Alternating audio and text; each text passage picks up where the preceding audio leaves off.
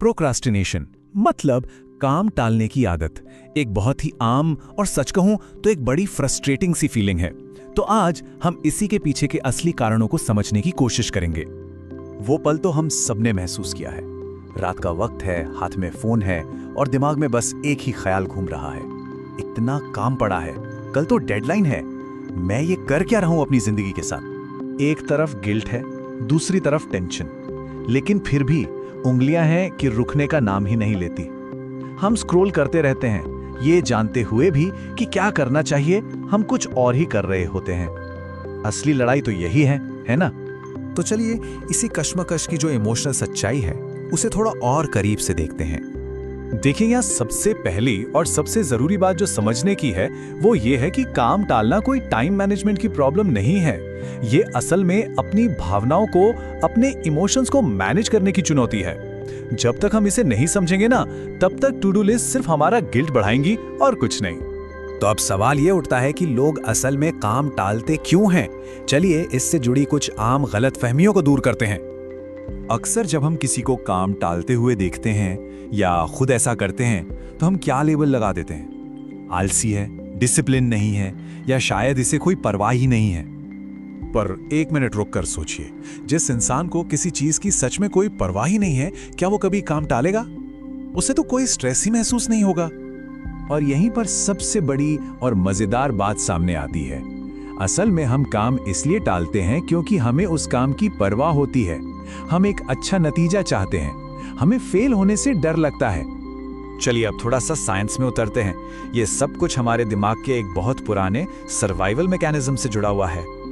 हमारा दिमाग ना हमेशा दो रास्तों में से एक को चुनता है, अभी का आराम या बाद का फायदा।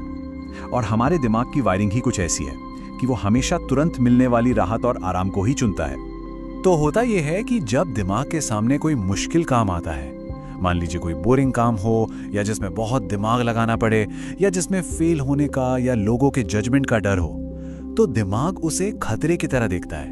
और उसका पहला रिएक्शन क्या होता है? खतरे से बचो, अभी कुछ आसान और मजेदार करो। और यहीं से वो खतरनाक चक्कर, जिसे हम गिल्ट लूप कहते हैं, शुरू हो जाता है। हम काम टालते हैं, फिर खुद को कोसते हैं, जिससे स्ट्रेस और बढ़ जाता है। और जब स्ट्रेस बढ़ता है तो हमारा दिमाग सर्वाइवल मोड में चला जाता है। नतीजा और ज्यादा काम टालना। ये एक ऐसा जाल है जिसमें हम फंसते चले जाते हैं। तो अब जब हम प्रॉब्लम को समझ चुके हैं तो सॉल्यूशन की तरफ बढ़ते हैं। यहां हम ऐसी स्ट्रैटेजीज देखेंगे जो दिमाग से लड़ने के लिए नहीं, बल्कि उसके साथ मिलकर काम करने के लिए हैं। तो क्या कर सकते हैं? पहला कदम, अपने दिमाग को यह सिग्नल दें कि सब सुरक्षित है, कोई खतरा नहीं। खुद से थोड़ा नरमी से बात करें, ये मुझे खत्म करना ही है, जैसे प्रेशर वाले वाक्य की जगह कहें चलो बस शुरू करके देखते हैं। दूसरा कदम, काम को शुरू करने के लिए बस 1-2 मिनट का रास्ता बनाएं। लक्ष्य पूरा काम खत्म करना नहीं, बस फाइल खोलना है या सिर्फ एक लाइन लिखनी है। एक्शन से ही मोटिवेशन आता है। तीसरा कदम, अपनी भावनाओं को सिर्फ देखें, उन्हें जज ना करें। जब काम टालने का मन करे तो खुद से पूछें, मैं असल में अभी किस फीलिंग से बचने की कोशिश कर रहा हूं। और चौथा और बहुत जरूरी, अपने माहौल को अपने दिमाग के लिए आसान बनाएं। अगर फोन ध्यान भटकाता है तो उसे दूसरे कमरे में रख दें। सिर्फ अपने विल पावर पर भरोसा मत कीजिए। चलिए इस पूरी बात को एक छोटी सी कहानी से समझते हैं, जो डर और फोकस के बीच के रिश्ते को बहुत अच्छे से दिखाती है। एक स्टूडेंट था, बहुत होशियार, लेकिन हर एग्जाम से पहले वो बुरी तरह टालम टोल करता था। सब लोग हैरान थे कि इतनी काबिलियत के बावजूद वो हमेशा सब कुछ लास्ट मिनट के लिए क्यों छोड़ देता है। पर एक दिन उसे एहसास हुआ कि उसे असल में फेल होने से उतना डर नहीं लगता जितना अपने पेरेंट्स और टीचर्स को निराश करने से लगता है। वो उनकी उम्मीदों का बोझ महसूस करता था और उसी डर की वजह से वो काम शुरू ही नहीं कर पाता था। जब उसने खुद पर से ये दबाव कम किया तो उसका ध्यान अपने आप काम पर लगने लगा।